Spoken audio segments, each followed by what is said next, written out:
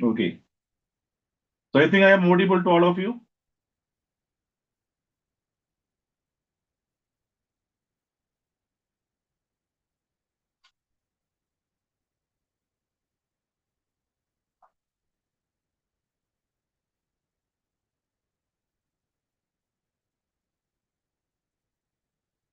Okay.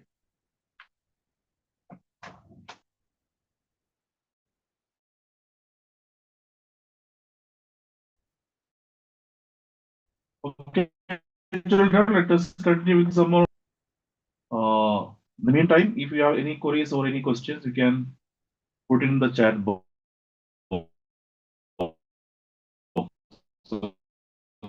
Okay.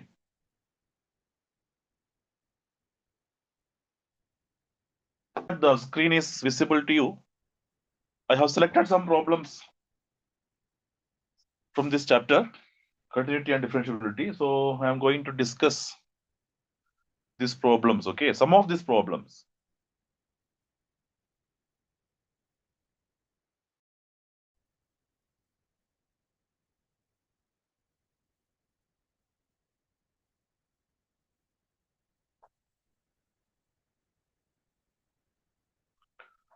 So, okay, children. So let us take this first question. This is a question from the continuity part actually. A function is given and it is given that it is continuous at the point 0. And we have to find the value of k.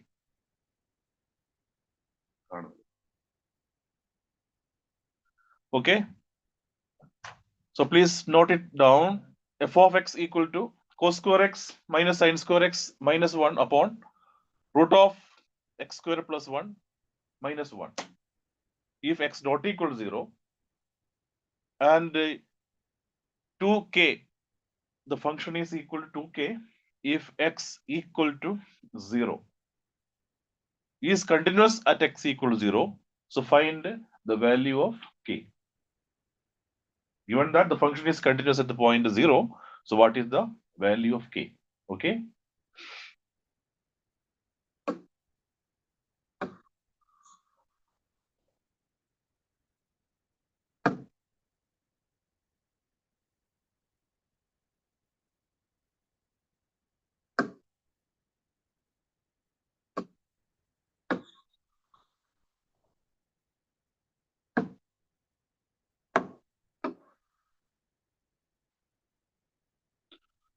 I think this screen is visible to you. Okay. So this is the question. So we have to find the value of k. Okay. Given that function is continuous at the point 0. Okay. So you know the method. Function is continuous means we have to evaluate the left limit, right limit, and if it is continuous means both the limits are equal actually. Okay. And here the function, you see the function from the left side of 0 and right side of 0, the function is same only. Okay. X not equal to 0 means for all values of x not equal to 0, that means left side of 0 and also the right side of 0, the function is a function is given by a single formula, a single expression, cos square x minus sin square x minus 1 upon root of x square minus root of x square plus 1 minus 1. So there is no need of evaluating left limit and right limit separately. Okay, that is the wasting time only actually. So at a time we will evaluate the limit of this function f of x, x tends to 0. Okay, limit of this function f of x, x tends to 0. That is equal to limit of the function x tends to 0 cos square x minus sin square x minus 1 all divided by root of x square minus 1, sorry, x square plus 1 minus 1. This is our function. For all x not equal to 0, this is the function. Now we have to evaluate this limit. Okay. For that, some techniques, yeah, some formula we have to apply.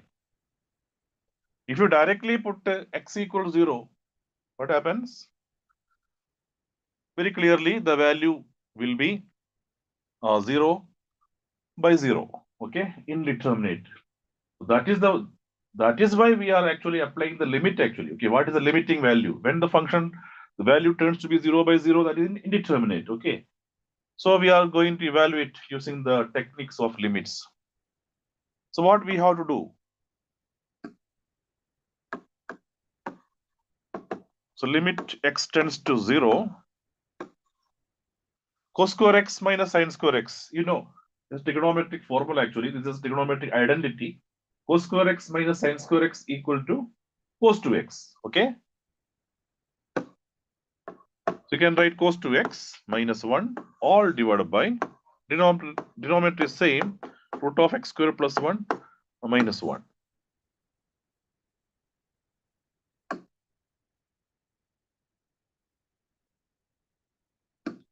Now that is equal to limit x tends to 0,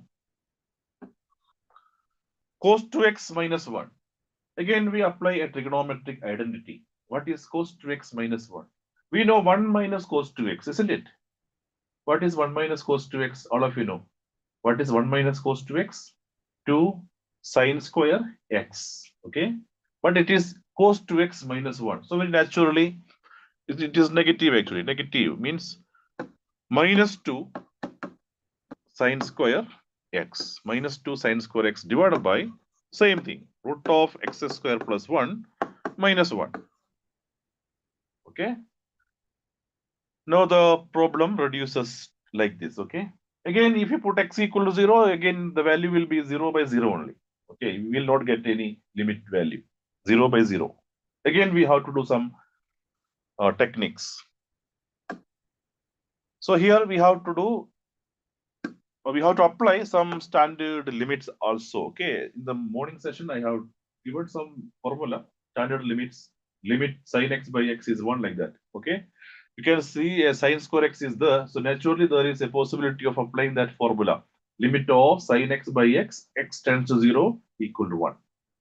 So our target is to make this expression, bring expression in that form. Bring this expression in that form. And denominator is also you can find a rational, so irrational term. Okay, whenever irrational terms comes, we will rationalize it.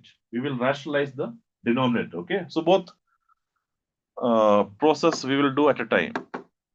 Means we have to modify this into some trigonometric limits. For that, I will do like this: 2 sine square x.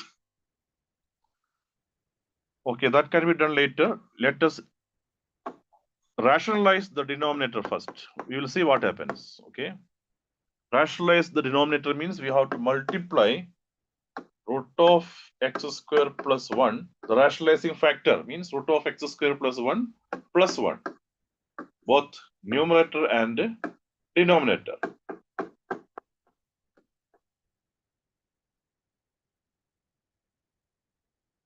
So that is equal to, again, if you simplify, what we will get? Minus 2 sine square x into the numerator as it is, root of x square plus 1 all divided by, in the denominator you can see we can apply the identity a plus b into a minus b. Okay, this is of the form a minus b into a plus b. So a minus b into a plus b is a square minus b square, everybody knows. So a square means x square plus 1, root of x square plus 1 the whole square, that is x square plus 1, minus b square means 1 square, that is 1 only.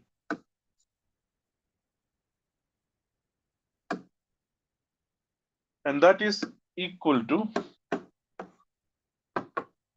limit x tends to 0,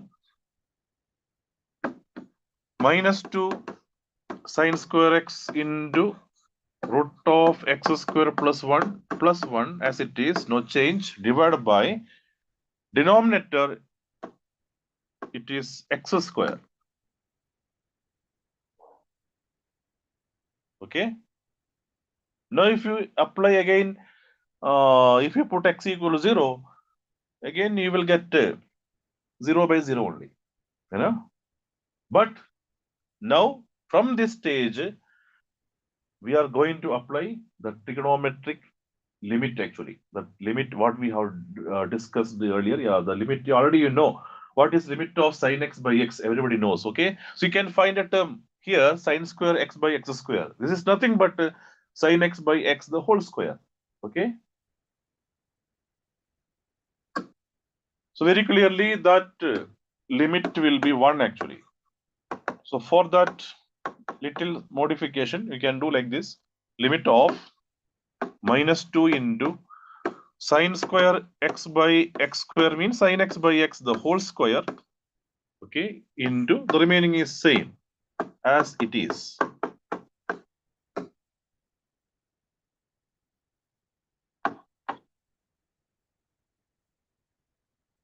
Actually, due to sin x by x only, the term 0 by 0 is appearing. You know? You might be observed. Okay.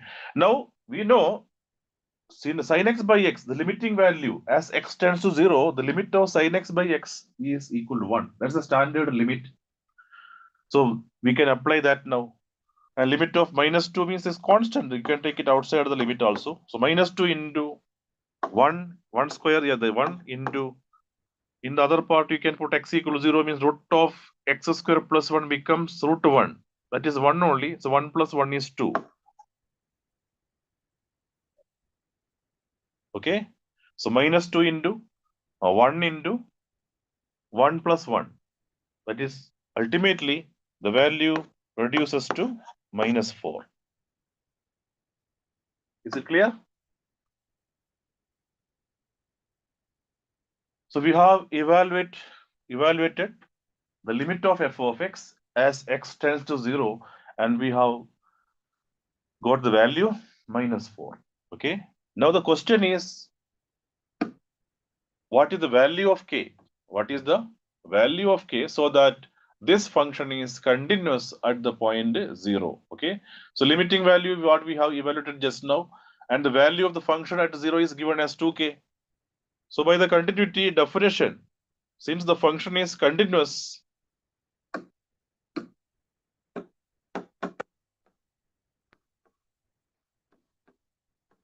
since the function is continuous at 0, okay, we know that limit of the function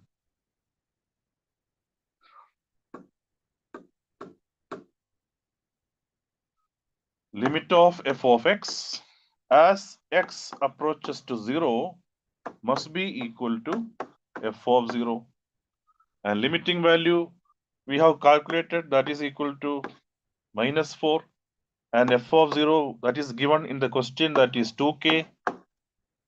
So minus 4 must be equal to 2k.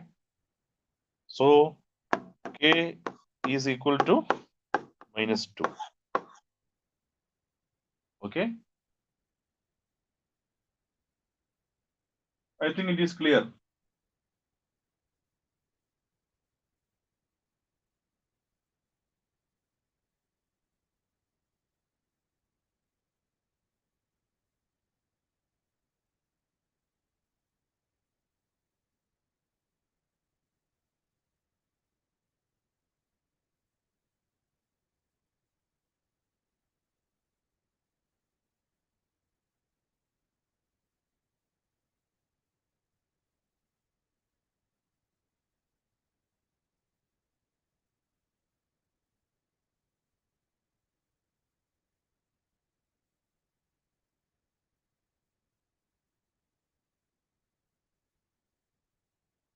Okay. Then we will proceed with another problem.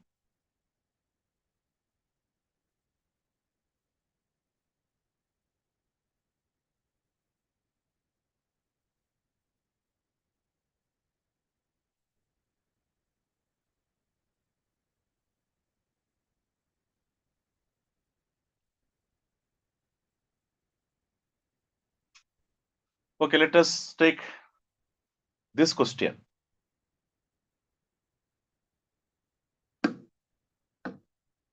Find a and b if the function f is continuous at x equal to 4, where f of x is given by x minus 4 upon modulus of x minus 4 plus a if x is less than 4, a plus b if x equal to 4, and mod x minus a, x minus a by mod x minus a, x minus 4 plus b if x is greater than 4. Okay, please.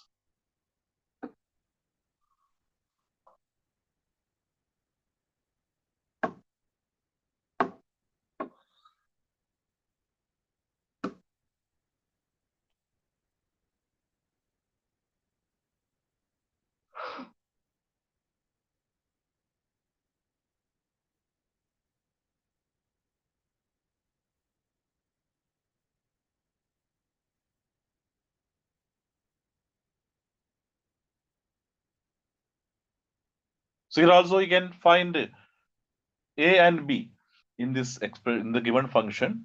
So we have to find the a and b if this function is continuous at the point 4. For all values of x less than 4, the function is x minus 4 by mod x minus 4. And for all values of x greater than 4, the function is x minus 4 by mod x minus 4 plus b, plus a. And here the second part is plus b. And at the point 4, the function is a plus b. At the point 4 means f of 4 is a plus b. Okay. So here also we have to evaluate the limit. And here we have to evaluate the left hand limit and the right hand limit separately. Why? Because the function has two branches actually. Okay. For all values of x greater than 4, this is the function. Okay. For all values of x less than 4, this is the function. For all values of x less than 4, x minus 4 by mod x minus 4 plus a. And for all values of x greater than 4, this is the function. X minus 4 divided by mod x minus 4 plus b. Okay, so very clearly the function has two branches, left side of 4 and right side of 4. So we have to evaluate left hand limit, right hand limit separately. Okay. So let us evaluate the left hand limit. Means limit of the function f of x tends to 4 minus, we write the symbol as 4 minus. It is not negative 4, don't confuse, okay? 4 minus stands only, indicates that it is a left hand limit. Means x is approaching 4 from the left side of 4, that's the meaning. Okay, x is approaching 4, x takes values very close to 4 from the left side of 4. So that is equal to limit of x tends to 4, x 4 minus. What is the function we have to take? For all values of x less than 4, the function is x minus 4 divided by mod x minus 4 plus a. This is our function. X minus 4 divided by mod x minus 4 plus b, plus a. Okay? And that is equal to, so remember, here x is approaching 4 from the left side of 4. You remember the definition of mod x minus 4 only. So mod x minus 4 means, by definition, this will be x minus 4 if x is greater than 4, greater than or equal to 4, and minus of x minus 4 whenever x is less than 4. That is the definition of mod x minus 4. Mod x means mod x equal to x if x is greater than 0, and mod x equal to minus x when x is less than 0. Mod x minus 1 means it is x minus 1 whenever x minus 1 is greater than 0. Yeah, x is greater than 1. The turning point is, here it is, the turning point is 4 actually. For mod x, turning point is 0. For mod x minus 1, the turning point is 1. For mod x minus 2, the turning point is 2, like that. Okay. So for mod x minus 4, the turning point is 4. Left side of 4, right side of 4. So here the left hand limit means the left side of 4. So left side of 4 means mod x minus 4. In place of mod x minus 4, what I have to take is minus of x minus 4. Okay, minus of x minus 4. So that means this equal to x tends to 4 of x minus 4 is x minus 4 only. Only mod x minus 4 we have to change. In place of mod x minus 4, it will be minus of x minus 4. Minus of x minus 4.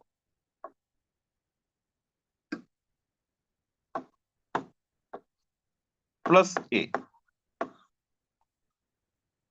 So we are applying simply the definition of modulus function, okay? Modulus function. The definition, we should be thorough. So that is equal to limit of the function x tends to 4, yeah, 4 minus x minus 4 by minus of x minus 4 means very clear that is minus 1, very clearly that is minus 1. So minus 1 plus a, okay? Minus 1 plus a. Limit of minus 1 is a constant, a is a constant. So limit of a constant means the constant only. So you will get it as minus 1 plus a. So this is the left hand limit of this function. Okay. It's very simple actually. Without much calculation also we can easily say, okay. Always remember mod x minus 4 either plus x minus 4 or it will be equal to minus x minus 4. But it is left side limit means left hand limit means we have to take the negative part. So x minus 4 by minus x minus 4. So very clearly that will be minus 1. So minus 1 plus a. Now we have to evaluate the right limit. For right limit, RHL equal to limit of x tends to 4 plus. We write 4 plus. That's only a symbol. If you simply write x tends to 4 also no problem because already we have mentioned here RHL. Okay. So that is equal to, again by definition, this function is x minus 4 divided by mod x minus 4 plus b. Plus b.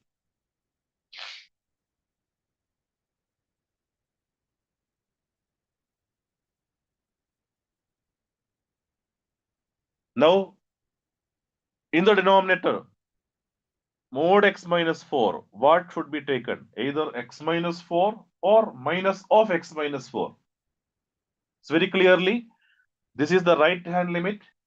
X is approaching 4 from the right side of 4. Okay, means x is greater than 4 actually. X takes values greater than 4, just greater than 4. That means mod x minus 4 must be equal to x minus 4 only. Again, we are using the definition of the mod x. So that is equal to limit of x tends to 4, x minus 4 by x minus 4 actually. Yeah, directly we can write 1. X minus 4 by x minus 4 plus b. And that is equal to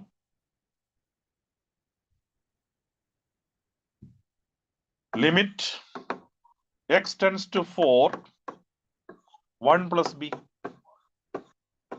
Limit of 1 plus b is again a constant, that is 1 plus b only. Okay, limit of x tends to anywhere, doesn't matter, 1 plus b is a constant, so that is 1 plus b only. Clear? So we got the left hand limit, I think, minus 1 plus a.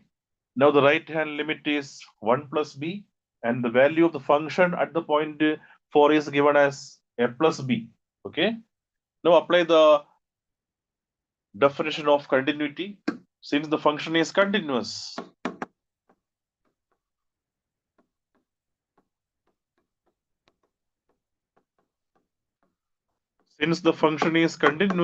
at x equal to 4, the LHL must be equal to the RHL, and that must be equal to the value of the function at the point 4. Okay. So LHL is what is minus 1 plus a. RHL is 1 plus b. And f of 4 is a plus b. So since the function is continuous, all these values must be equal, isn't it? Now from here we can easily find the values of a and b. That is not a big task. Anybody can do it. No? You compare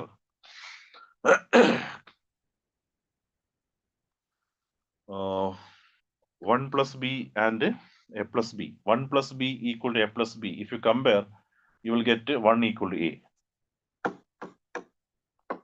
A is equal to 1. Second and third, if you compare, b will cancel. So a is equal to 1. And if you compare the first one and the third one, minus 1 plus a equal to a plus b. Minus 1 plus a equal to a plus b. So a and a will cancel. You will get b is equal to negative 1. Okay. So this is the solution. A is equal to 1 and b is equal to negative 1.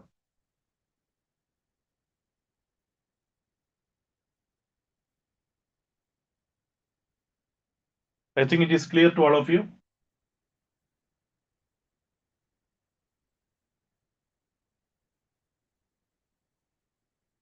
So shall we move on to the next problem?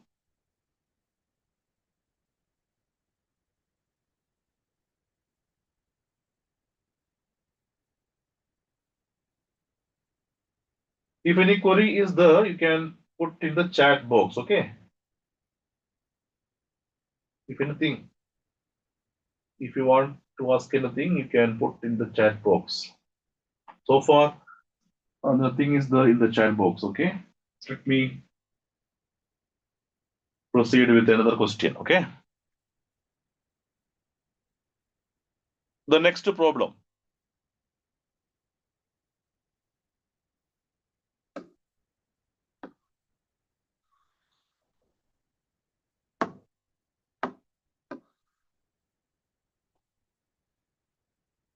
The question is, find the value of k if the function given by f of x is continuous at x equal to 0.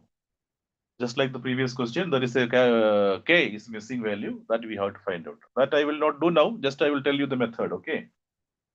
So here also you can see and the question, some part is actually missing. Here it should be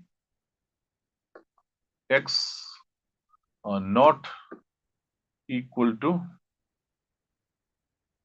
2 and it should be x equal to 2, okay?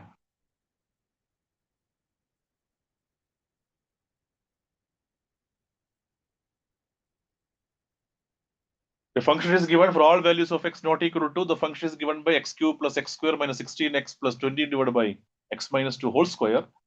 And for x equal to 2, it is continuous at the point 2 and find the value of k, okay? Here also the values k when x equal to 2, okay? That part is actually missing, printing mistake actually. So please add it.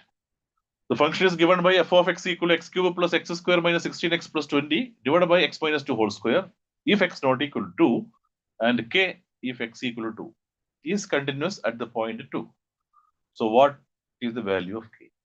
So I will just give the method, okay? You can do later actually. What we have to do is we have to evaluate the limit actually, okay?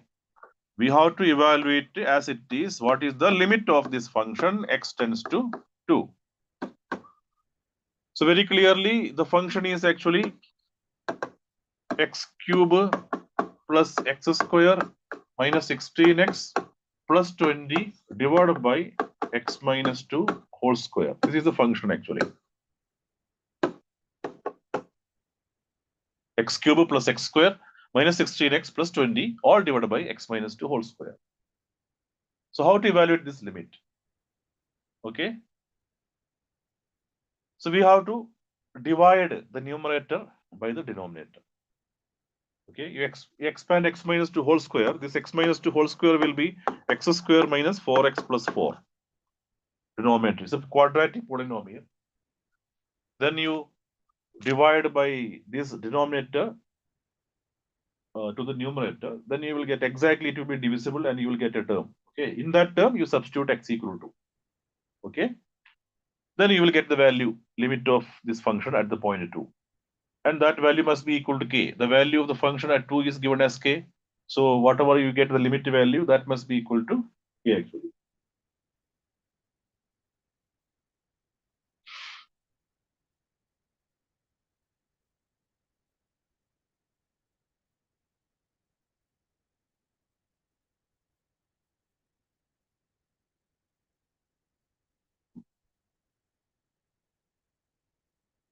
The next problem, find the value of k. Again, a function is given, it is continuous at the point 0. So what is the value of k? The function is 1 minus cos 8x by 8x square. Okay, 1 minus cos 8x divided by 8x square for x not equal to 0. And at x equal to 0, the value is k. It is continuous at the point 0. So what is the value of k?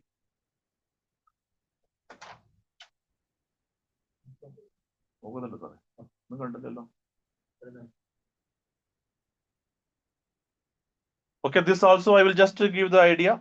You can do later. 1 minus cos 8x. Okay, 1 minus cos 8x by 8x square. That is the function actually. 1 minus cos 8x.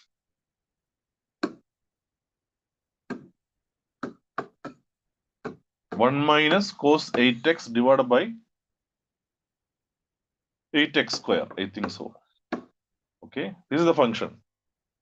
So we have to evaluate this limit at the point 0 means we have to simplify this one. Okay, so what is 1 minus cos 8x?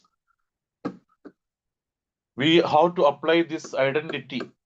1 minus cos x equal to 2 sine square x by 2. 1 minus cos x equal to 2 sine square x by 2. This is a very standard trigonometric identity, you know. So 1 minus cos 8x is equal to, we can write using this identity, 2 sine square 8x by 2. 8x by 2 means 4x divided by 8x square. So that reduces to sine square 4x divided by 4x square. Okay. Now the remaining, when we evaluate the limit, we have to apply some standard trigonometric limit. Okay, that part is I'm leaving to you. You can easily find this limit actually. Okay, the main part is we have to apply this identity. 1 minus cos 8x we have to write as 2 sine square 4x. Okay, now we have to express it. This is of the form some we have to write in the form of sine x by x form. Okay, sine x by x, so sine square x by something square like that.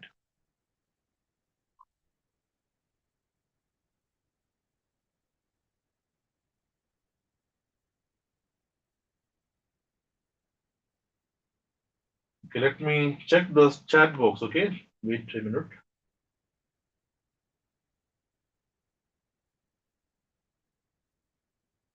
You can put your any queries or doubt in the chat box. Okay.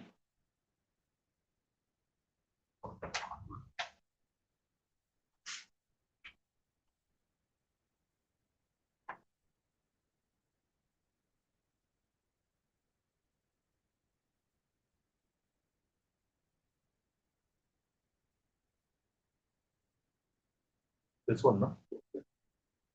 Can you send those questions in PDF? Please zoom the question. Yeah. Please zoom the questions. The questions are like quite small. Okay. So what to do for that? So if you can write the simplified form of the question. It is actually I can magnify that here. Yeah, on the screen you try to magnify. On the screen, huh? Yeah, try it. Yeah. Okay, okay. Now I think it is. Hmm. Okay, so apart from that, I don't think so. They have queries. Okay, children, I understood your problem. This may not be that much larger to view now. Okay, I will enlarge it, zoom it. Okay. Okay, so the PDF questions I can share, no problem. Whatever the material, the questions I have, I can share. Okay, don't worry.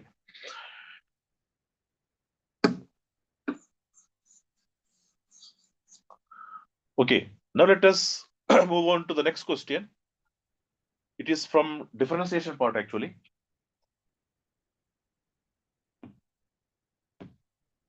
If x equal to cos theta plus b sin theta and y is equal to a sin theta minus b cos theta, show that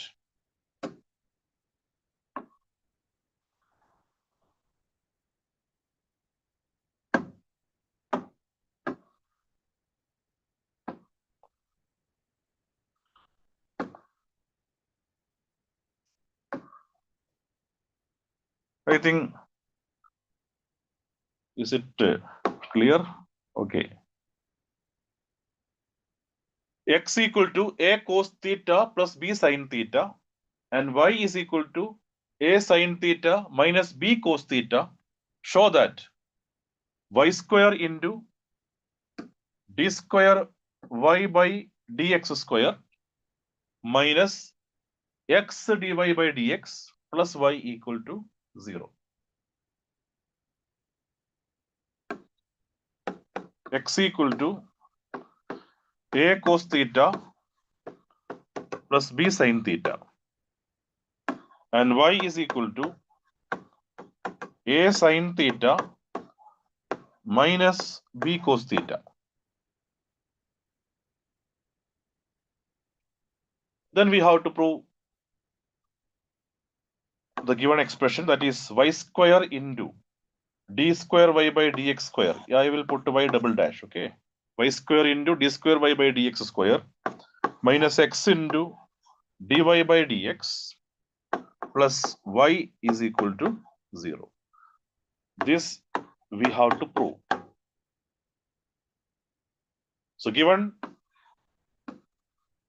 x and y, okay, x is a function of theta and y is also a function of theta. Actually, it comes under parametric differentiation. Okay, I think all of you know about parametric differentiation. That's very simple actually. So what we have to do is find dx by d theta and dy by d theta, then find dy by dx. Okay, so x is given. So what is dx by d theta? Everybody can find it. Dx by d theta. Find out.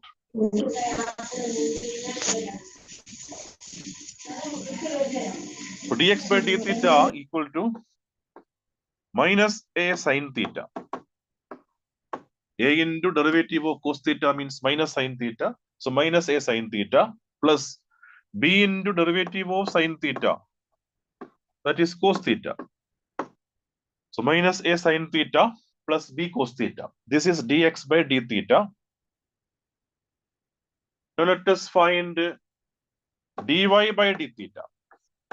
Dy by d theta. For that, what is y? Y is a sin theta minus b cos theta. So dy by d theta means a into derivative of sin theta, that is cos theta, minus b into derivative of cos theta, that is minus sin theta. So minus into minus become plus.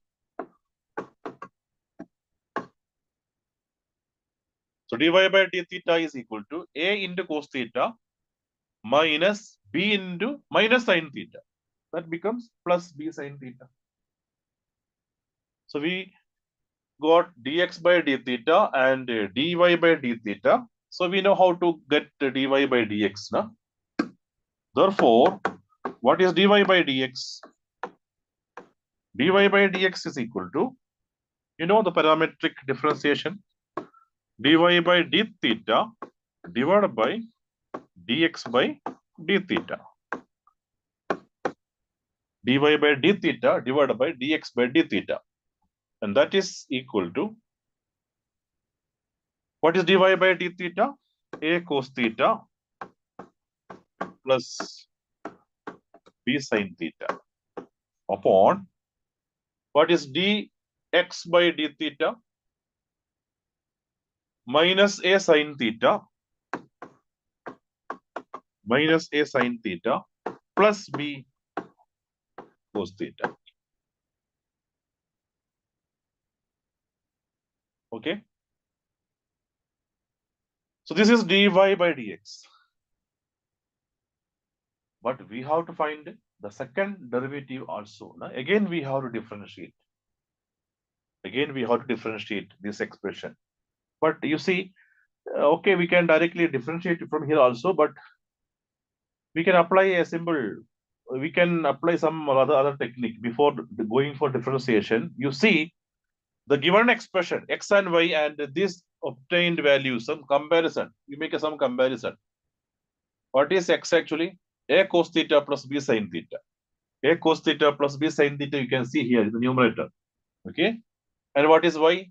Y is a sin theta minus b cos theta. A sin theta minus b cos theta is not here, but the negative of that is here in the denominator, isn't it? So this can be written as what is the numerator? A cos theta plus b sin theta means x, no? X. So this can be written as x upon minus y. The denominator is negative y. Okay, y is a sin theta minus b cos theta. So it is negative of that. So you can write dy by dx equal to x by minus y. So if you write like this, the next differentiation, the next step will be somewhat easier. Okay. Otherwise, directly if you go for the again differentiation, means it will take more time. Okay, you will get the answer, but it will take more time. So now we have arrived at this stage. Okay, dy by dx equal to minus x by y, minus of x by y, minus x by y. So we need a second derivative. Okay, second derivative means again, once again, we have to differentiate. So here I think there is no much difficulty in differentiating this term. Directly we can differentiate. Okay. Otherwise, if you want, we can multiply this y in the left side also. Y into dy by dx. Then we can apply product rule. Otherwise, directly apply quotient rule. Okay. So y into derivative of numerator means minus 1 minus numerator minus x into derivative of the denominator means derivative of y with respect to x means dy by dx all divided by y square. Quotient rule. We are applying the quotient rule. Okay. Remember, d square y by dx square means that is the d by dx of dy by dx. Okay. Once again, we are differentiating with respect to x. D by dx of dy by dx. So d by dx of minus x by y. So we have applied a quotient rule. I have taken the numerator as minus x, denominator as y. So y into derivative of numerator means minus 1 minus numerator, that is minus x, into derivative of denominator means dy by dx divided by y square. So you simply multiply this y square in the left side. Okay.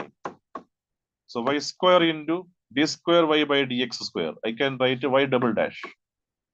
So y square into d square y by dx square, yeah, y double dash. That's equal to minus y plus x into dy by dx. Yeah, x into y dash. I use the symbol y dash for dy by dx. Y double dash for d square y by dx square. Okay. Now I think the answer is almost ready. Okay. So what is next? So y square into y double dash. Bring everything in the left side. Okay. So minus x into y dash plus y is equal to 0. I think this is the required answer. Okay, y square into d square y by dx square minus x into dy by dx plus y is equal to 0.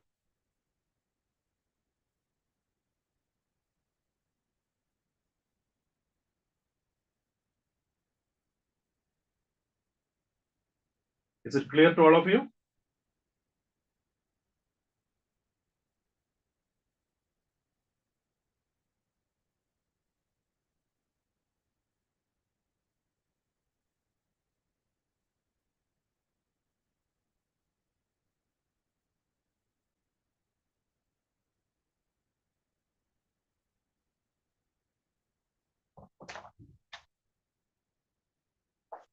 Charge.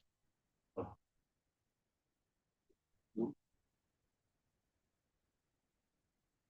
Show that again.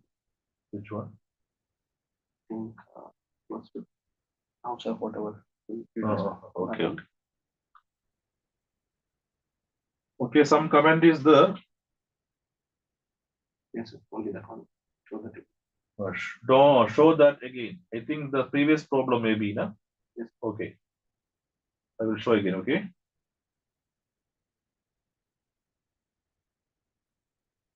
And choose that.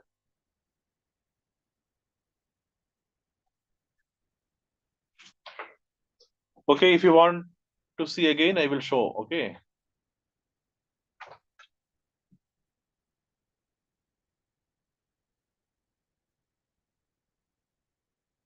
So x equal to a cos theta plus b sin theta, y is equal to a sin theta minus b cos theta. That is given to you.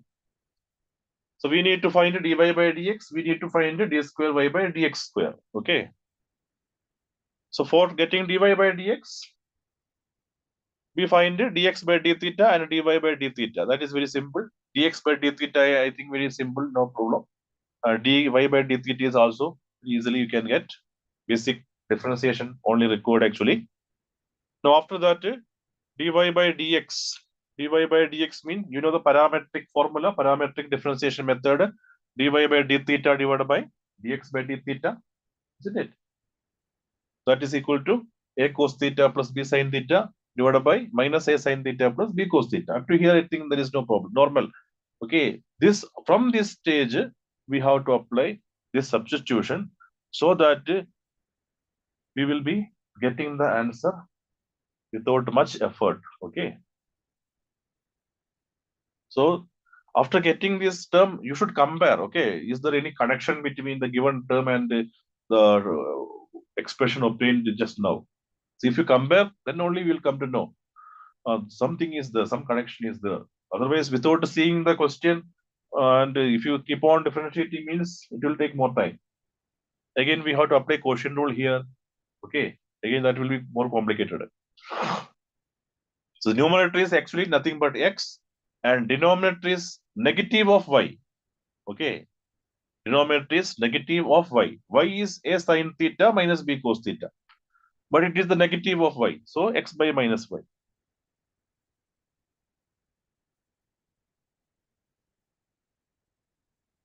Then after that, normal differentiation. Again, you differentiate using quotient rule. Okay. dy by dx is minus x by y. So d by d square y by dx square means again differentiate minus x by y. Derivative of minus x by y means quotient rule. Y into derivative of minus x, that is minus 1, minus x into derivative of denominator, that is dy by dx, divided by denominator square. Okay. Quotient rule. You know the quotient rule. Denominator into derivative of numerator minus numerator into derivative of denominator divided by denominator square.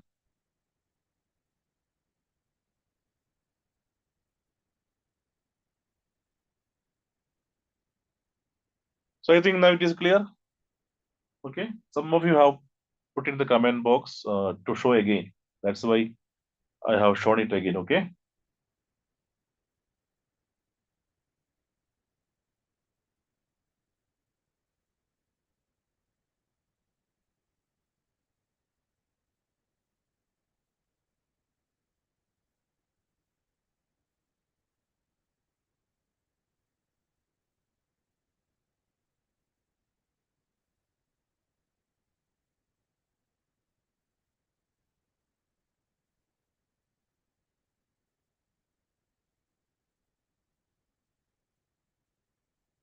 Okay. So now we will move on to another question.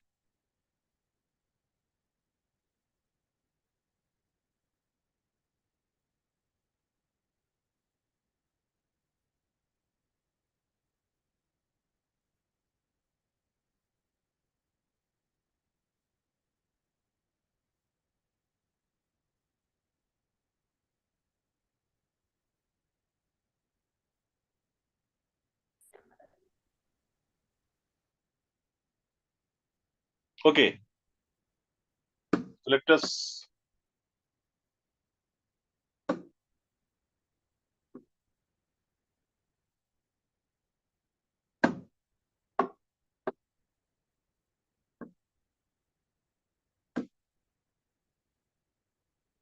take this question.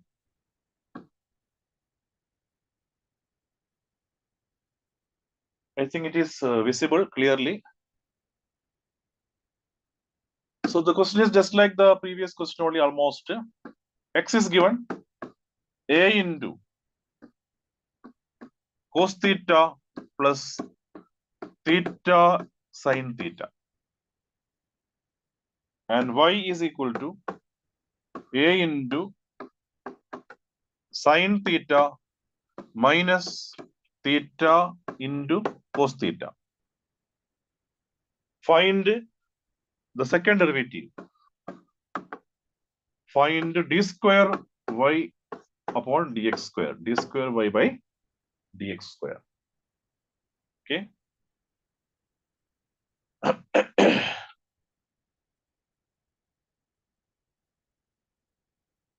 So method is almost same only.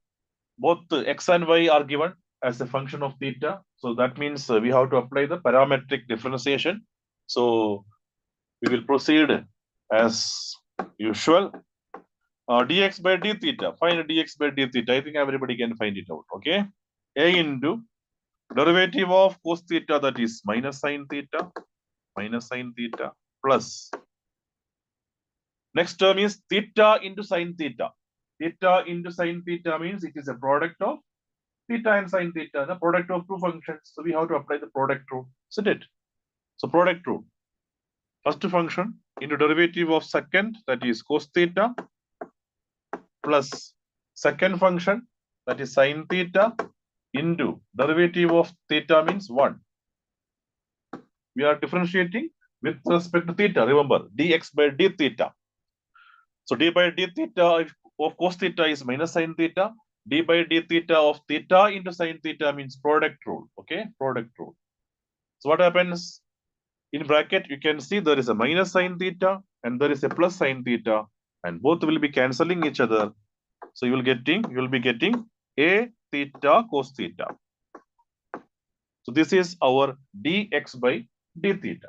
There is no difficulty in finding dx by d theta. Okay. Similarly, let us find dy by d theta. So dy by d theta, that is equal to, what is y? A into sin theta minus theta cos theta. So a is a constant, a into, in bracket, sin theta is the, so derivative of sin theta with respect to theta is cos theta, then minus theta into cos theta. Again, product rule. Okay. Minus, after minus, theta into cos theta. That means apply the product rule again. So minus of, again you have to put a bracket. Okay. Minus of theta into derivative of cos theta, that is minus sin theta. First into derivative of second, plus second means cos theta into derivative of first means 1 only. Cos theta into 1 is cos theta only. Okay, complete the bracket. And that is equal to a into cos theta minus of minus means plus. So plus theta sin theta. Remove the bracket. Okay, open the bracket. So minus of minus plus theta sin theta. So minus of cos theta minus cos theta. So again, inside the bracket, you can see that cos theta and minus cos theta will be cancelling each other. So what is remaining? A into theta sin theta. So this is dy by d theta. Clear? I think there is no difficulty in getting dx by d theta and dy by d theta.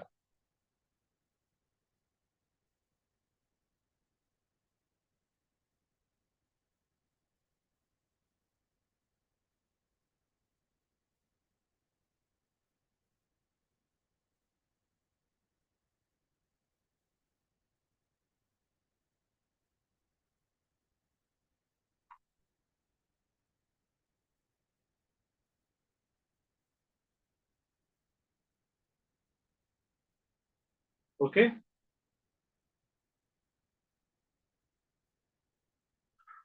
Now let us find dy by dx.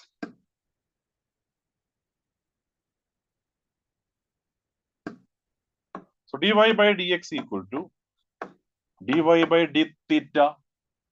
Okay, dy by d theta means a theta sine theta divided by dx by d theta, that is a theta cos theta. Substitute the values of dx by d theta and dy by d theta. Okay, so dy by dx is equal to tan theta. Okay, up to here I think there is no difficulty. Okay, why I have chosen this problem? Generally, many of the students commit mistakes in finding the second derivative, not the first derivative. Up to first derivative, they will do everything perfectly. Okay, up to the first derivative, dy by dx, you will get tan theta without any much problem. Now we have to find the second derivative. Okay, there many of the students commit mistakes. From our experience, I am telling many of you commit mistakes after this stage. So please very careful. So again we have differentiate. Okay, we have differentiate is once again. So d square y by dx square, and that's equal to again that is d by dx of dy by dx.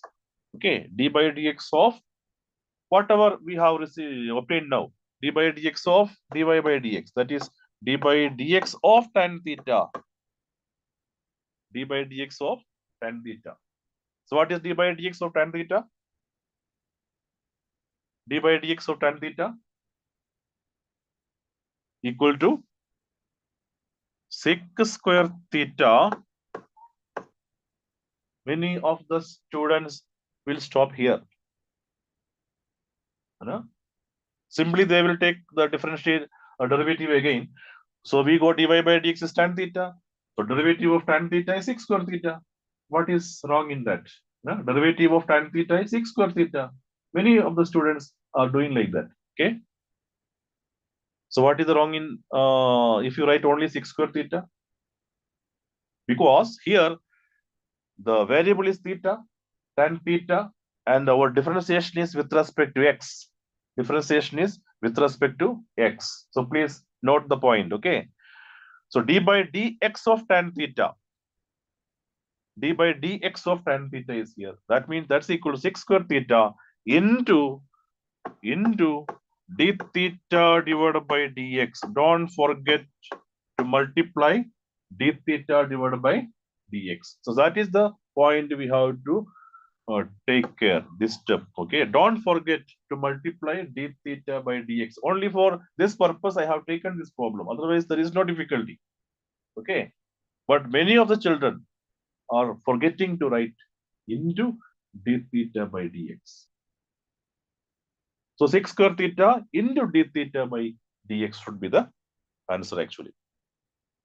And again, we can do the remaining portion. That is sec square theta into d theta by dx. We have already dx by d theta with us. Okay, dx by d theta is a theta cos theta. So the reciprocal a theta cos theta, reciprocal of a theta cos theta, we have to multiply 1 by a theta cos theta. That's equal to 1 by a theta into 1 by cos theta is sec theta. So 6 square into sec theta means sec cube theta. Okay. The answer will be 1 by a theta into sec cube theta. I think it is clear now. So please remember this step. Okay. Please remember this step. Don't forget. These are the some area where students used to commit mistake, error. Okay.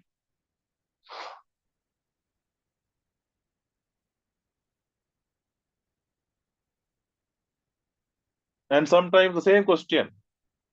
In along with the same question, suppose sometimes the question may be asked like this. Okay, find the value of d square y by dx square when theta is equal to pi by 4. When theta is equal to pi by 4. Some value. Theta is equal to 0, yeah, theta equal to pi by 4. Like that. So what we have to do? After getting the second derivative, everything up to here it is same only. After getting the second derivative, in that expression, put theta is equal to pi by 4. Okay. After getting second derivative, you put theta is equal to pi by 4. Don't put theta is pi by 4 in the beginning. Don't put theta is equal to pi by 4 in the beginning. Okay. After getting the second derivative, what is the value of second derivative at the point theta is equal to pi by 4? Pi by 4, yeah, 0, whatever the value which is given in the question for theta. Okay.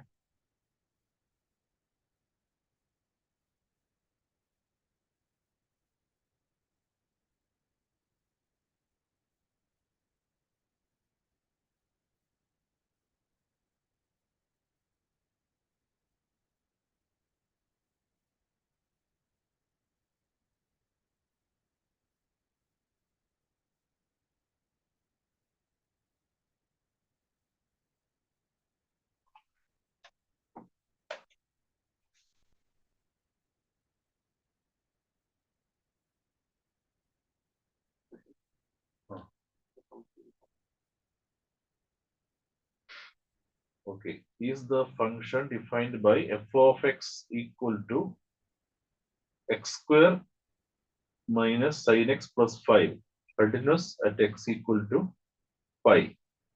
X square minus sin x plus 5. X square minus sin x plus 5. If there is a question in the chat box, is the function f of x equal to x square minus sin x plus 5 is continuous at x equal to 5. Okay. Somebody has raised this question, okay, in the chat box. Is this function is continuous at x equal to pi? So how to answer this question? You know, x square is a polynomial here. The first term is x square. That is a polynomial. Okay. Every polynomial function is continuous at every point, everywhere. Polynomial function is a continuous function everywhere, every real number. The domain is all real numbers. So that means at pi also it is continuous. Then minus sin x. Minus sin x means sin x is again a continuous function. Everywhere it is continuous. Okay. Then plus 5. 5 is a constant function. So that is also continuous. So it is a sum, yeah, difference of three functions, which and each and every function is continuous.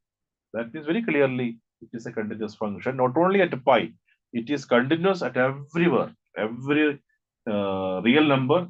This function is continuous actually. Okay, clear? X square is continuous, x cube is continuous, sin x is continuous, cos x is continuous. Any constant function, f of x is 5, f of x is 3, f of x is 4. Any constant function is always continuous everywhere, and sum or difference of any two continuous, two or three continuous functions also continuous. Okay, this kind of questions will not be asking, I think so, in the exam. Anyway, it is a your query actually. Sometimes one more question may be asked. Okay, it is continuous.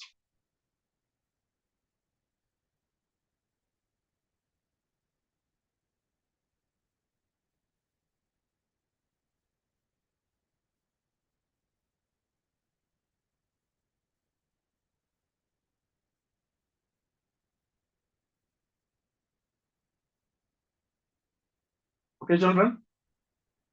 Now let us move on to another problem. Now let us take this problem.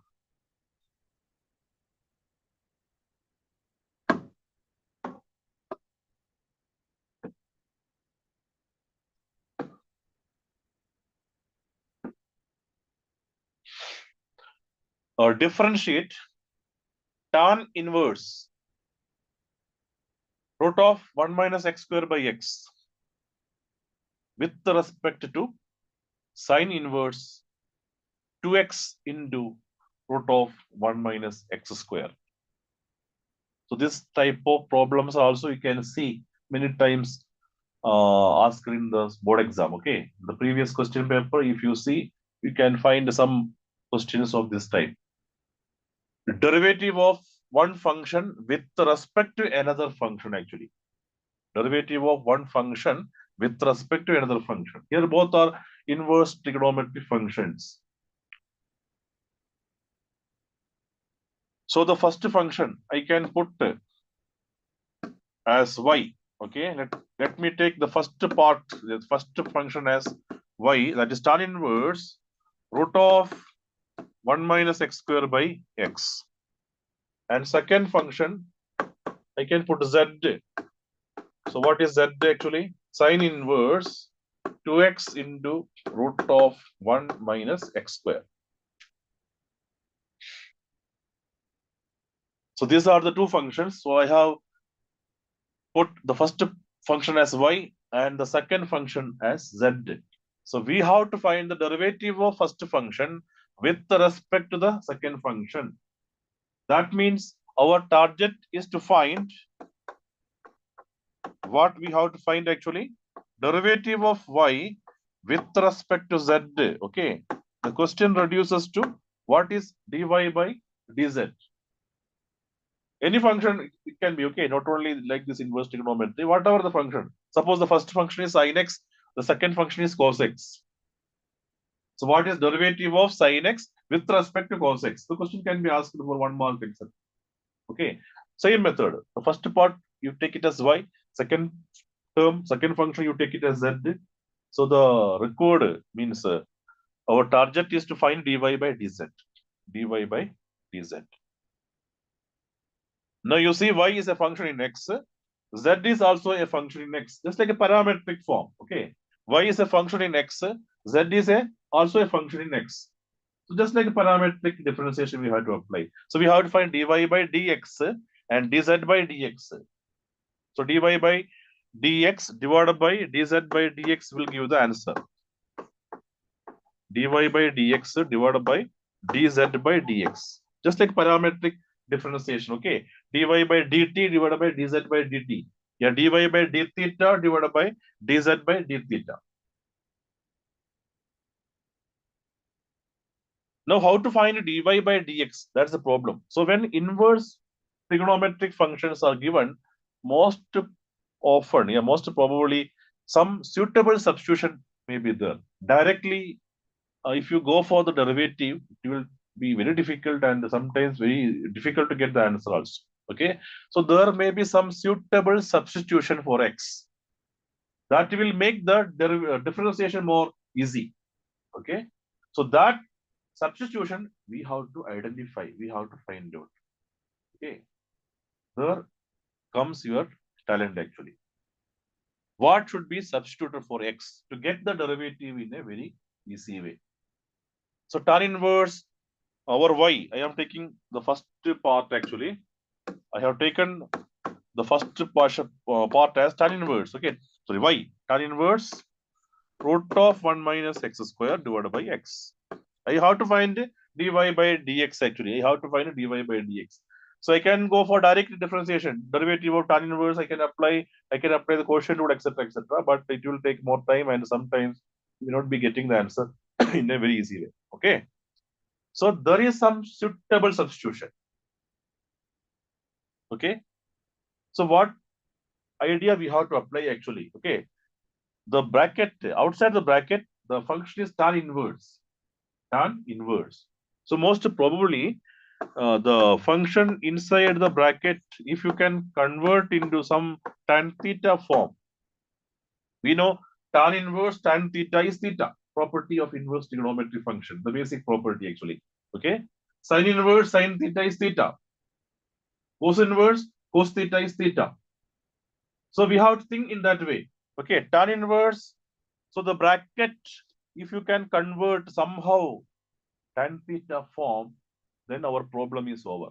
Okay. Now you tell me, which what should be substituted for x? Suitable substitution. Some trigonometric function only. Okay, either x equals sine theta or x equals cos theta, like that only. We have to substitute. So which should be the suitable substitution for x? Okay. So very clearly, if we want to get tan theta in bracket, very clearly the denominator must be cos theta. Sine by cos only will get tan. So you have to think in that way. Okay. So I put x equal to cos theta. You just put in, put and do the calculation in your mind actually. Put x equal to cos theta. What happens? So very clearly the numerator will be 1 minus cos square theta. Okay. 1 minus x square means 1 minus cos square theta. 1 minus cos square theta is sine square theta. And root of sine square theta is sine theta.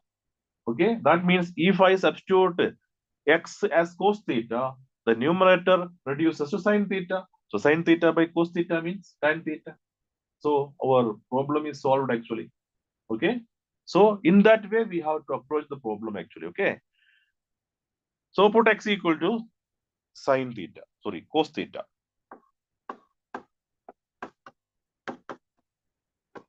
Theta is a temporary substitution actually to make our differentiation more easy. So put x equal to cos theta. Therefore, our y reduces to tan inverse root of 1 minus cos square theta divided by cos theta.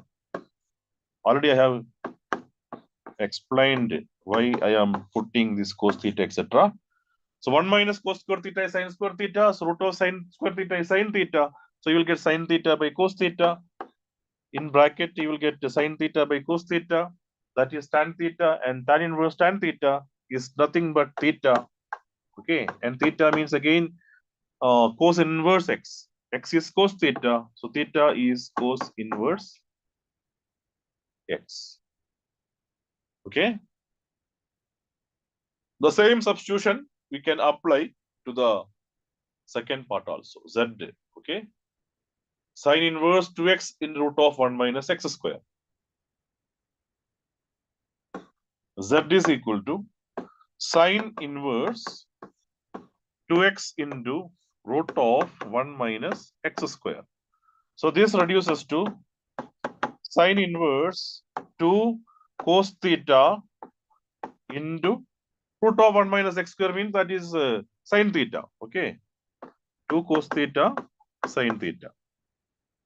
So that means this reduces to sine inverse sine 2 theta. 2 sine theta cos theta is sine 2 theta. We know the basic trigonometric identities. Everybody must be thorough. So 2 sine theta cos theta is equal to sine 2 theta. So what is sine inverse sine 2 theta? Sine inverse sine 2 theta is equal to 2 theta. Okay, 2 theta. Again, theta is cos inverse x. So we got z also. We got y also. So what is dy by dz? We have to find out. No, dy by dz. So now it can directly also you can give the answer actually. Y is cos inverse x. Y is cos inverse x. Yeah, theta also we can take theta. And z is 2 theta. Yeah, 2 cos inverse x. Now the question is dy by dz means what is derivative of theta? Okay. The first term is actually theta. If I did not convert also no problem. The second function reduces to theta. Okay. So the question is what is derivative of theta with respect to theta? So directly we can give the answer. Na? It is 1 by 2. Isn't it? Derivative of theta with respect to theta. That means it is 1 by 2. Otherwise also, if I write dy by dx means derivative of cos inverse x. Y is cos inverse x. You know the derivative of cos inverse x, that is minus 1 by root 1 minus x square. And 2 cos inverse x means 2 into minus 1 by root 1 minus x square. So minus 1 by root 1 minus x square will cancel if you divide. So you'll get the value dy by dz is equal to 1 by 2. So this is our required answer. We have to find dy by dz, okay? Derivative of y with respect to z, that is dy by dz. So derivative of one function with respect to a second function, with respect to another function.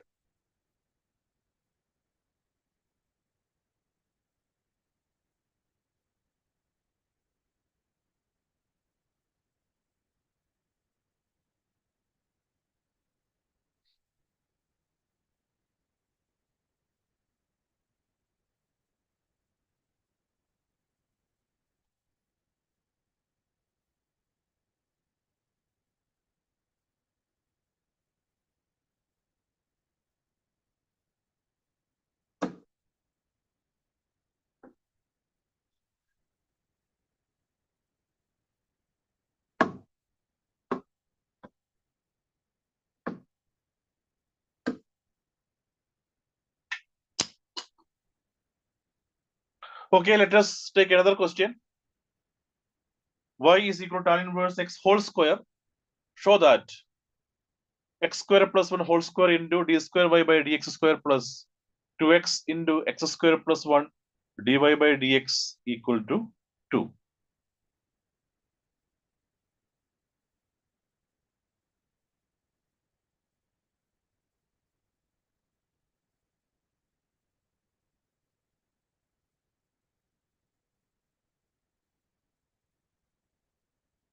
Okay, let me see the chat box. Okay, some comments are also there. Actually, while taking the class, I am not unable to see your responses. Now I could see some responses are here. Okay, okay, good. Now one more question is here. If a function f of x defined by f of x uh, equal to log 1 plus ax minus log 1 minus bx divided by x. I know it's very difficult to type in the chat box, especially the mathematical terms. Okay, anyway, I appreciate your effort. Log 1 plus ax minus log 1 minus bx divided by x if x is not equal to 0 and k if x equal to 0 is continuous at x equal to 0, find k. Okay, good question actually. F of x is log 1 plus ax minus log 1 minus bx divided by x. Okay, let me try, okay?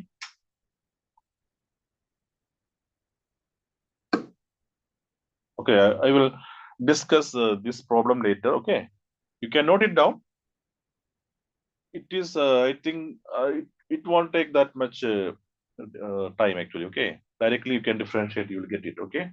So let me try this question.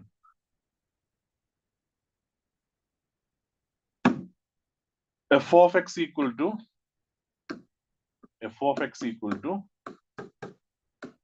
log 1 plus ax minus log 1 plus bx. Let me check it again. Log of 1 plus ax, okay? Log of 1 plus ax minus log of 1 minus bx all divided by x. Log of 1 minus bx. 1 minus bx is there, okay?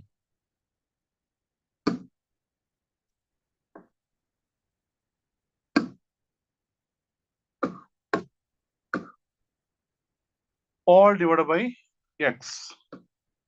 For x not equal to 0. This is the function for all x not equal to 0.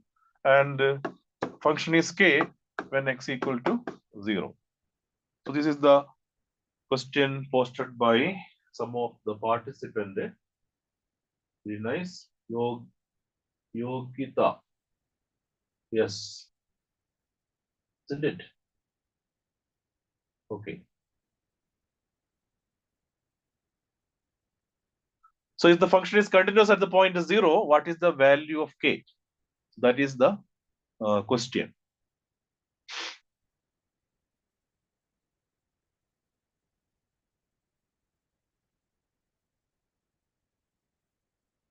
The function is continuous at the point 0. So what is the value of k?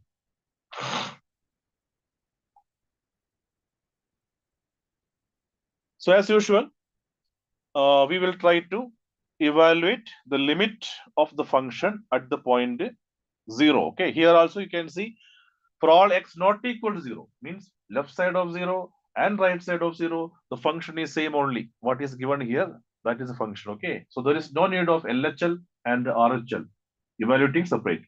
Okay, at a time we can evaluate the limit. So the limit of x tends to 0, okay, f of x is equal to limit of x tends to 0, the given function log 1 plus ax minus log 1 minus bx all divided by x.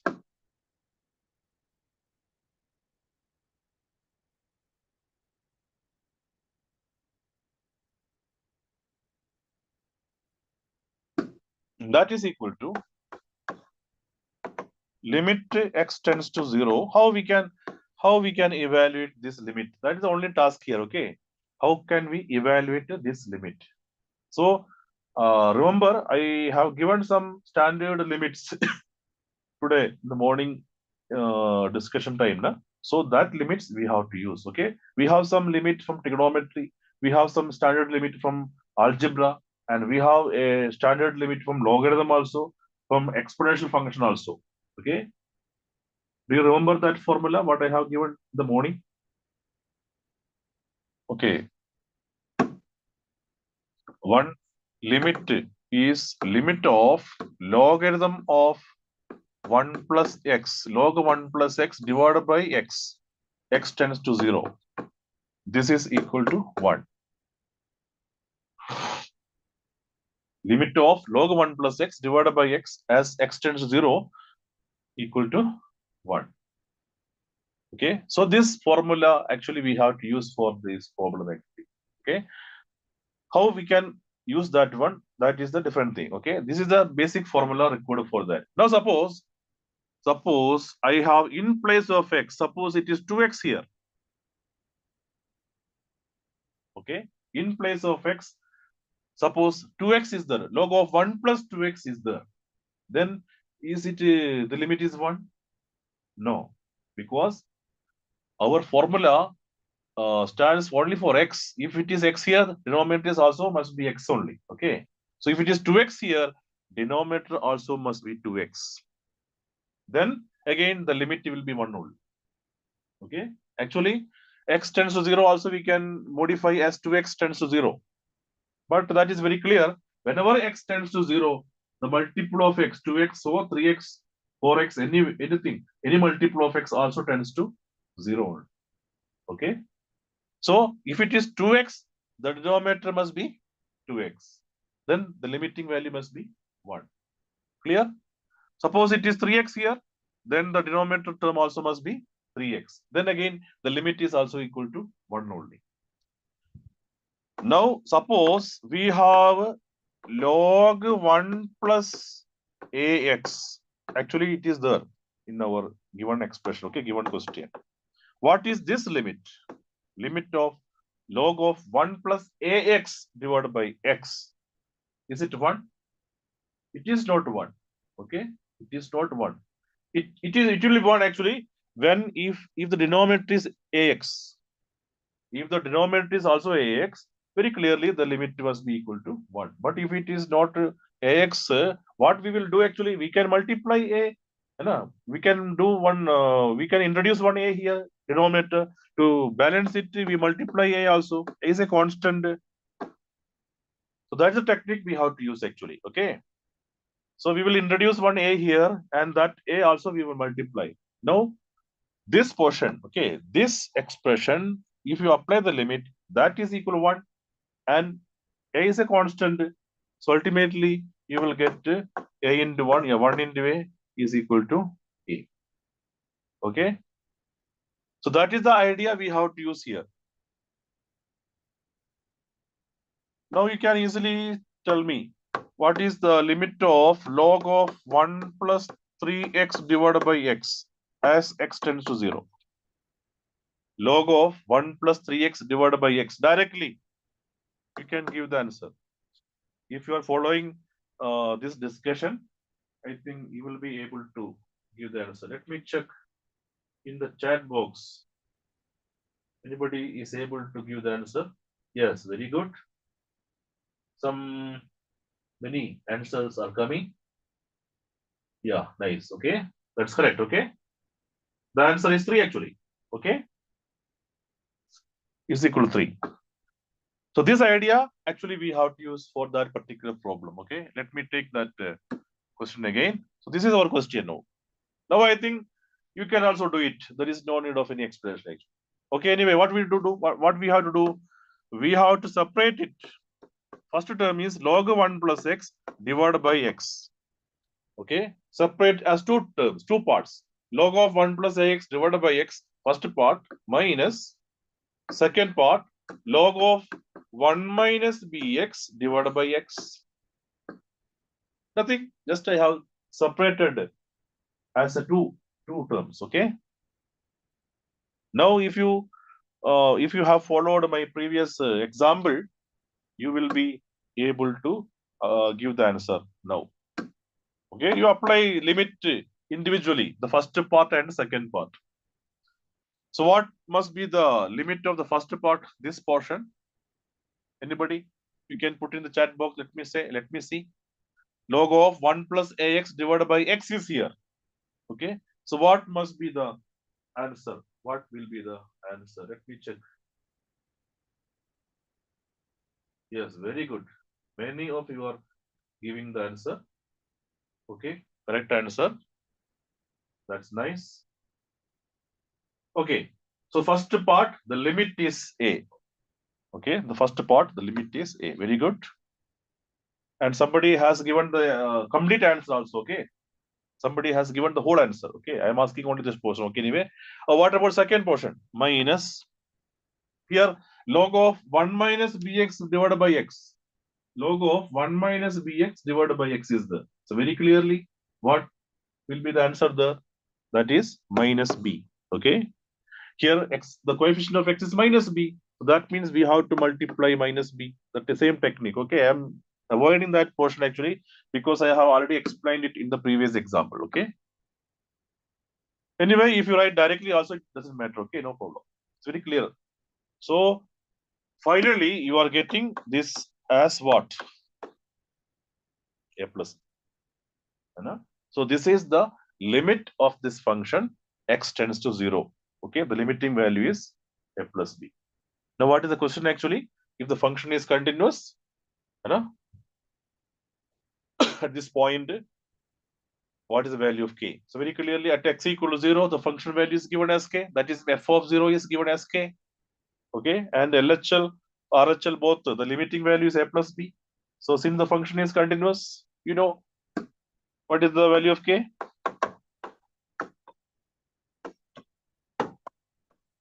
Since the function is continuous at x equal to 0, I think 0 is the point, no? Yeah, at x equal to 0, we know that the limit of f of x as x tends to 0 must be equal to f of 0.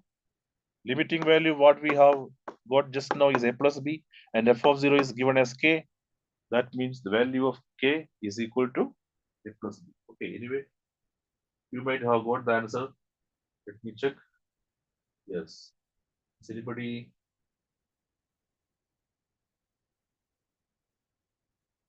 Okay. You got it? Okay. So the value of k must be a plus b. Okay.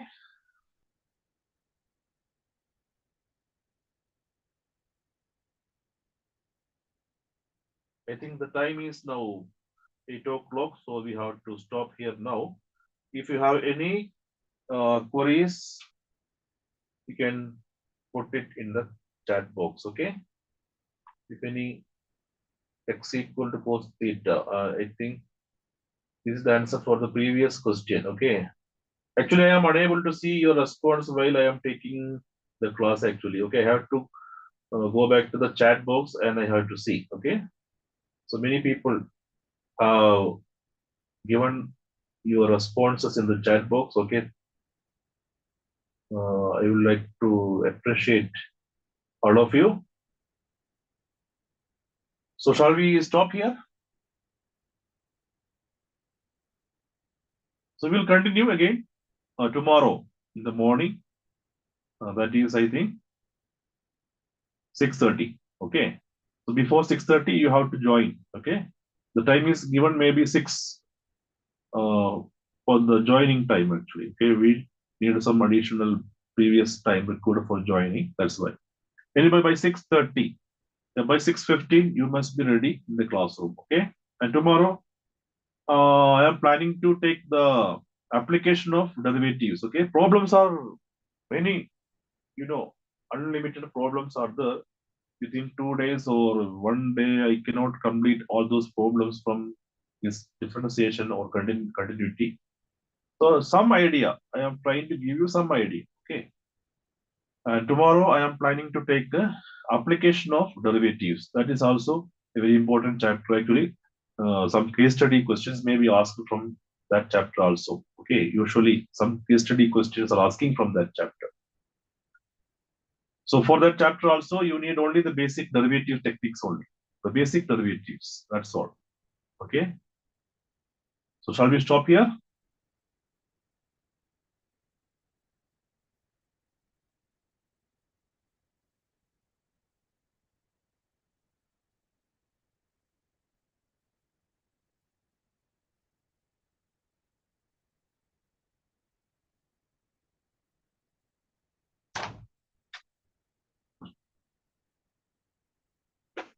We can